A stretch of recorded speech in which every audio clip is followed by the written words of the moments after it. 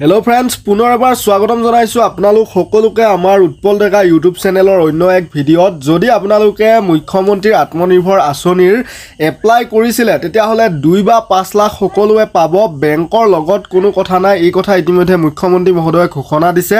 যদি আপোনালোকে এপ্লাই কৰিছিলে গটিকে মুখ্যমন্ত্ৰীৰ আত্মনিৰ্ভৰ আঁচনিৰ 2 বা 5 লাখ টকাৰ বাবে তেতিয়া হলে এই ভিডিঅটি আপোনালোকে চাব পাৰে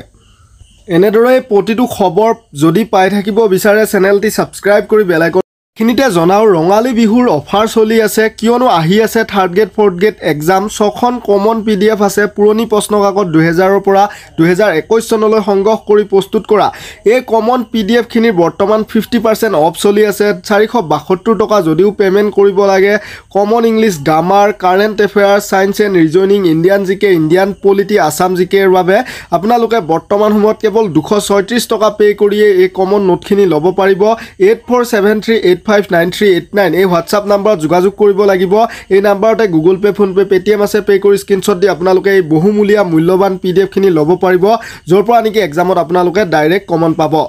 যি খকল লৰাই চাকৰি নাপাব ব্যৱসায় বাণিজ্য কৰিবলৈ 2 লাখ লৰা ছোৱালীক মই বেংকত নোহোৱাকৈ চৰকাৰৰ পৰা ডাইৰেক্টলি 2 লাখ টকাকৈ লোন দিম ইন্টাৰভিউ চলি আছে বেংকত যাব নালাগে সৰকাৰে টকা দিব ব্যবসায় বাণিজ্য কৰি পিছত বেংকত যাব চাকৰি কৰক ব্যবসায় কৰক নিশ্চয় আপোনালোকে সিএম ছাৰৰ ভাষণখিনি শুনিলে শুনাৰ পিছত আপোনালোকৰ মনত এতিয়া প্ৰশ্ন আহিছে আমি ইন্টাৰভিউ দিলু আমাৰ সমস্যা আছে টকাটো পাম নে বা আমি ইন্টাৰভিউ দিব নোৱাৰিলো আমাৰ এডমিট কাৰ্ড নাহিলে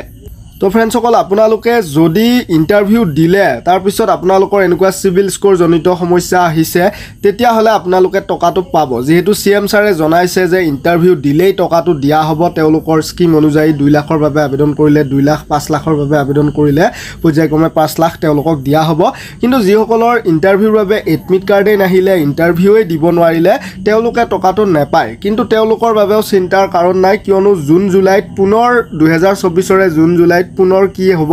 50,000 প্ৰাৰ্থীৰ বাবে আত্মনিৰ্ভৰ আঁচনিৰ লোন দিয়াৰ বাবে আবেদন হ'ব তেওঁলোকে পুনৰ আবেদন কৰিলে পুনৰ এডমিট আহিলে পুনৰ ইন্টাৰভিউ দিলে নিশ্চয় তেওঁলোকেও পাব যিকোনো সমস্যাৰ বাবে কমেন্ট কৰক আগলৈও এনেদৰে আপডেটবোৰ পাই থাকিবলৈ চেনেলটি সাবস্ক্ৰাইব কৰি বেল আইকনটো প্ৰেছ কৰক ধন্যবাদ